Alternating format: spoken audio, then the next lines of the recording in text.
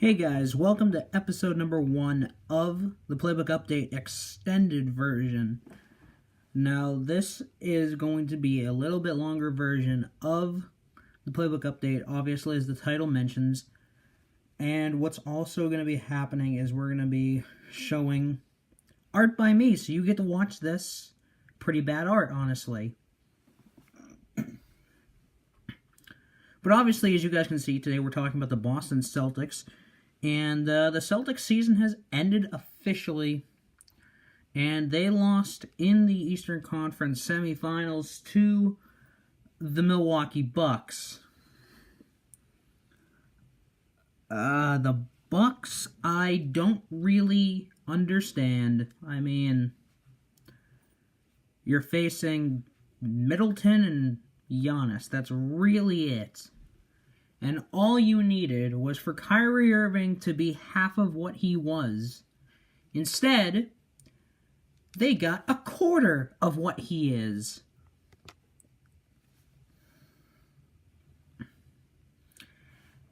And a lot of this was due to the third quarter, as you guys can see. This was probably the most lopsided quarter of the entire series. Of course, you can see that the Bucks are outscoring the Celtics by about 6 points per quarter, and that adds up. And it really is an important quarter when you're trying to go into the last and most important quarter. You want to come in with some momentum. The Celtics, as you can see, were unable to do so other than Game 1, which they outscored the Bucks by about 15 in. Now we get to talk about the Celtics' quote-unquote best player. And that is Kyrie Irving. And those stats are atrocious. So, you've got 35% shooting from the field, 22% shooting from 3, and 20 points per game. Really? And you would think that being a point guard, if he's not scoring, at least he's getting some assists. Not particularly. He's getting 6 assists per game, which is pretty nice, I guess, but it's still not really what you want to see from your point guard who's struggling. Obviously, somebody like Steph Curry can get away with that kind of a number in his assists because he's a scorer. He doesn't really need to pass the ball too much, but he does get that many assists because he's playing with about 4 other superstars. Now, do I think it's time to get rid of Kyrie? Probably not. I mean, the Celtics did actually get pretty far with him, and if he would have had a better series, the Celtics probably would have had a better chance. Everybody has a bad series. LeBron in 2011, which people seem to overlook for some reason. But anyway, the Boston Celtics had a better regular season and postseason last year without Gordon Hayward and Kyrie Irving. And I guess it can be explained with team chemistry. Throwing Kyrie and Gordon into the mix is kind of hard to get with. But the chemistry during the playoffs was incredibly... It just made the whole team frustrated. I mean, you went from sweeping the Pacers, who really weren't that good of a 5 seed, there was a huge difference between them, to getting schooled by the Bucks after you actually won convincingly in the first game.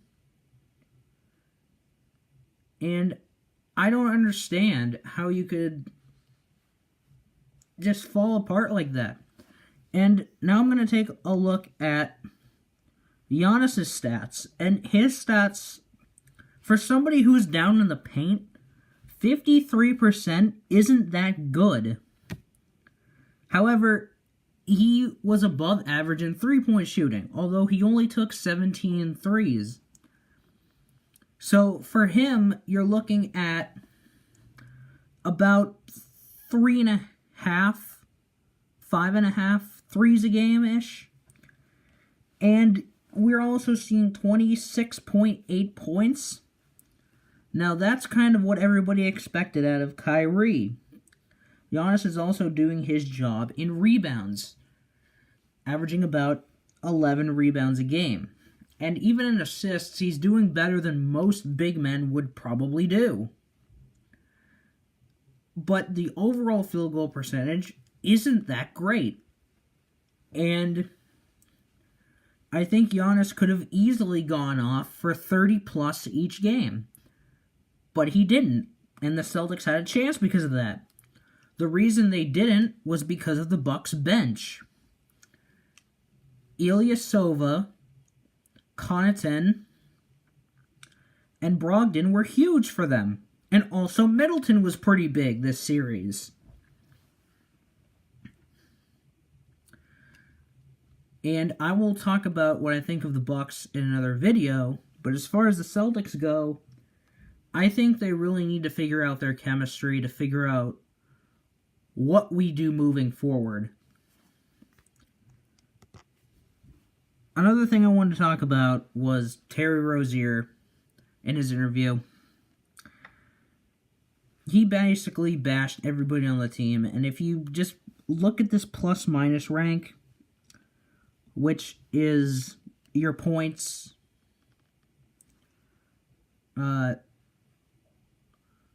where you're on the floor, and you're comparing it to your other team's points. So it's your plus-minus, really, and if you look at that, it's not that great, especially in Game 5. If everybody else really gave up, like you said, then Game 4 and 5 would be completely different. You would probably be first. And yes, Game 3, you probably did put in the most effort, but for the rest of the series, you really didn't.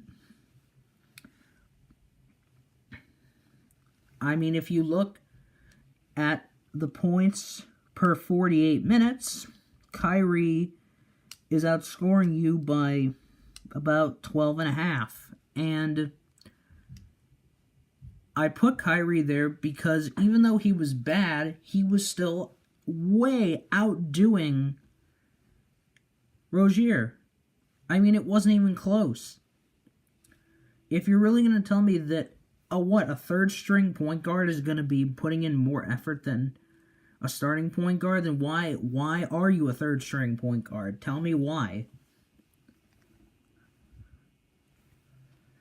But I think that's all for this video about the Boston Celtics.